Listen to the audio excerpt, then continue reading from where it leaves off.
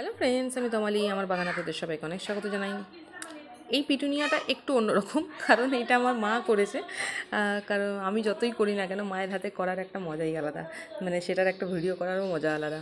তো এইগুলো কিন্তু কোনোটাই টবে নেই, এইগুলো জলের ড্রাম কাটার পর মাথার যে অংশটুকু সেটা উল্টে করা, মানে এটার তলায় জাস্ট মুখটা উল্টানো আছে, হাফ কাটা অংশটা, মানে এটা মাথার দিকটা। তো এই মাথার দিকগুলোতে বসানো আছে একটা টপ সিধে করে, তার উপরে বসানো আছে নর্মাল মাটিতে। মাটি কীরকম আমি সেটাও দেখিয়ে দিচ্ছি। মা একটু মাটির পরিমাণ বেশি দিয়েছে, বালি ছিল না বলে। তো তাতেও কিন্তু খুব একটা বেশি প্রবলেম হয়নি, কারণ শীতকাল তো শীতকালে ভালোই হয়েছে, আগাছাও হয়েছে।